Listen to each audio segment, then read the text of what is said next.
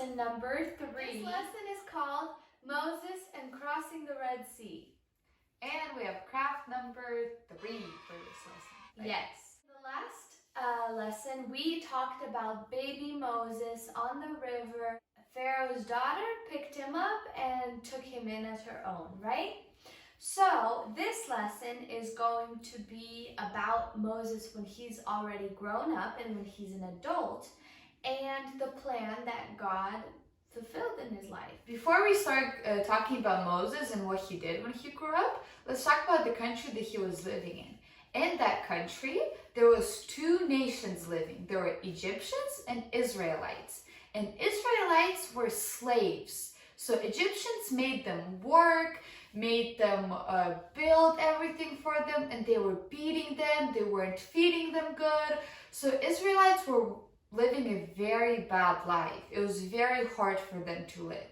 Moses, even though he was an Israelite, he was living in Pharaoh's house. Remember, Pharaoh is the king of Egyptians. He was the mean man who ordered to kill all the babies. So Moses ended up living in his house. When Moses grew up, he realized he did not belong in Pharaoh's home, that he was part of a different nation.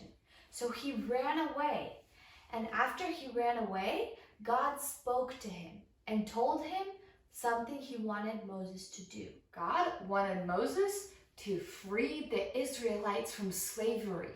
He wanted his people, his nation, to get out of that country and live a free life and not be in slavery anymore.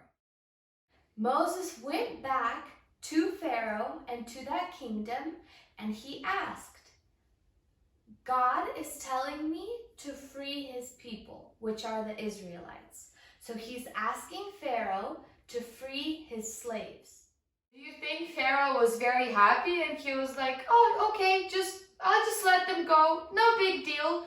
You think he would do that? No. No, he was very not happy, because if he would let the slaves go, who would work for him? There would be no one else to work. So he was like, no, Moses, I can't let them go. You know, they're my slaves.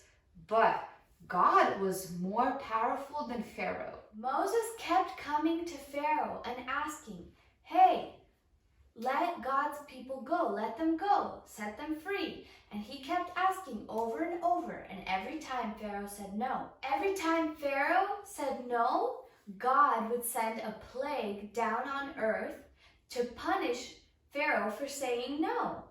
These plagues were terrible things that the people had to experience. Some examples of these plagues was turning water into blood. All the water they had became blood. That's not nice. Imagine also, like, God sent frogs and bugs everywhere. Like, they were everywhere, in your bed, in your kitchen, in your house, outside, everywhere. People did not like that because it wasn't very nice living with frogs, right? Also, God sent darkness onto the country. So no matter if it was day or night, for 3 days, it was darkness everywhere. Imagine how scared everybody was. And the last time Pharaoh said no, God sent an angel of death. And this angel of death killed Pharaoh's son. This made Pharaoh very upset. You could understand how devastated he was. His oldest son was killed. And he was just so hurt by this that he just said, take them away. He doesn't want to deal with anything anymore. He just told Moses that he can take the people away. So after that happened, Moses was very happy because he could finally do what God told him. So all the Israelites, they got all of their things and they left Egypt as soon as they could. Moses and this very, very big nation of Israelites were finally on their way out of slavery. After traveling a long way, all these Israelites get stuck because they're in front of a big body of water, which was called the Red Sea. It was not red, it was normal water, but it was just a big body of water. We've all been to the ocean, we've seen it's a lot of water. And there's fish in there, there's sharks, there's a lot of creatures in the water, and they don't know what to do next. They don't know where to go. What do? They don't know what to do, so Moses talked to God. He prayed to God, and God told him to do something. The Israelites came to the Red Sea. They didn't know how to cross it, and on top of that, when they looked back, they saw that Pharaoh was following them actually. Because right after they left Egypt, Pharaoh thought about it a little more, and he's like, why did I let them go? So he changed his mind. So he decided to take all of his army and follow the Israelites and bring them back into slavery. So when Israelites saw that Pharaoh was following them, they got really scared because they did not want to go back to Egypt. Now the Israelites are faced with the Red Sea and Pharaoh behind them. What do? Moses prayed to God for an answer, and as we all know, God is really, really powerful. God told Moses to raise his staff up high in the air. A staff is like a big stick that he used to help him walk. A lot of people had these back in the day. So it was this big stick, and God told him to raise it up in the air, and God made this big, big storm. And he separated the big, big sea. And he separated it in half and just made two big walls so the Israelites could walk through and cross the Red Sea on dry land. The Israelites were crossing the Red Sea, and in the water you could see all the fish swimming by and all the creatures in the water, but God held them back like two walls just to keep the Israelites safe and dry. Israelites were crossing the sea. God held the army of Egyptians back so they wouldn't hurt the Israelites, right?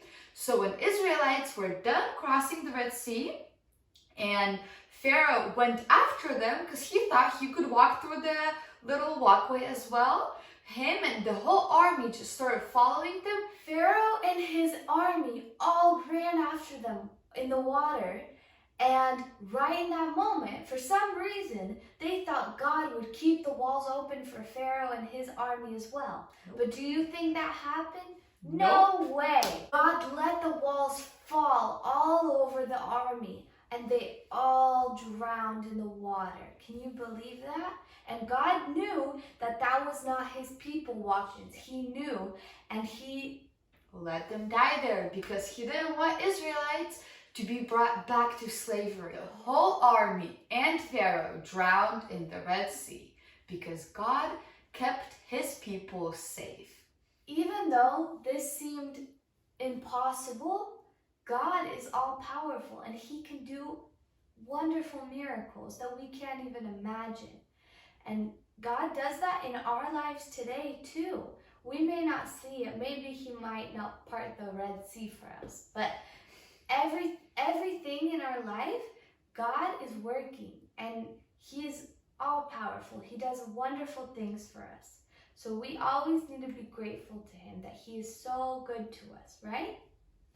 Yes, and anytime we struggle with something, just like Israelites were struggling, we just need to pray to God and believe that he will do his miracle and keep us safe. Thank you so much for watching this lesson. We hope you guys enjoyed it, and also we are waiting to see your craft. We hope you like it, and we will see you next time. All right, now we're going to pray, and we ask that you pray along with us. Господь, дорогий, дякую тобі за цей день, Господь, дякую тобі за те, що ти нас любиш, Господь, дякую тобі за те, що ти такий сильний, Господь. Я прошу тебе, благослови нас в нашому житті, щоб кожного разу, коли в нас якісь труднощі, when we don't know what to do, we always pray to you and ask you to keep us safe and to do your miracles. Thank you for everything. Amen. Amen. Bye.